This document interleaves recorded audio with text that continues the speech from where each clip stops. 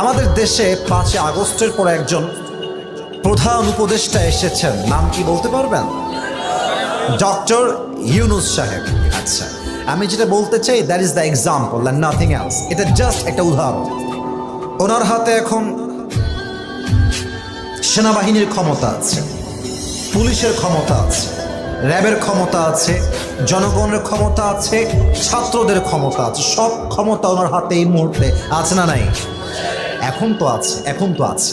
আচ্ছা, এখন উনি আগামীকাল একটা অ্যানাউন্সমেন্ট দিলেন যে since I am the current president of Bangladesh, যেহেতু এই মুহূর্তে আমি হলাম প্রধান, অতএব আমি একটা বিশাল লম্বা এরিয়া জুড়ে এক বিশাল বড় গ্লাস দিয়ে তৈরি বিশাল বড় একটা ডুপ্লেক্স ফ্ল্যাট বানাবো এবং এই ফ্ল্যাটের চতুর্পাশে একটা লোহা দিয়ে বাউন্ডারি দিব এবং প্রত্যেকটা গেটে থাকবে সিসিটিভি ক্যামেরা, প্রত্যেকটা দরজার সামনে র্যাব, বিডিআর, আর্মি, সোলজার, সেনাবাহিনী, always they will be active there, সবাই থাকবে।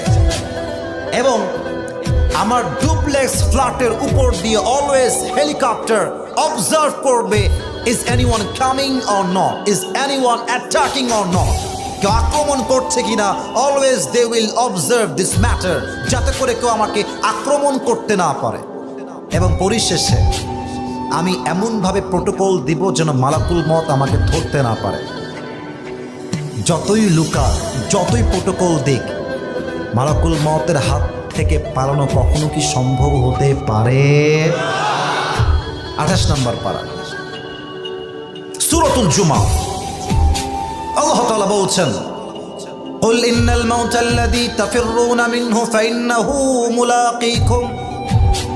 ও নবী, আপনি বলে দেন আপনার উম্মত কি মৃত্যুর থেকে পলায়ন করতে চায়? না না, যেখানেই পালিয়ে যাক না কেন মালাকুল মতকে দিয়ে পাকড়াও করবে একজন। বলেন সবাই, তিনি কে?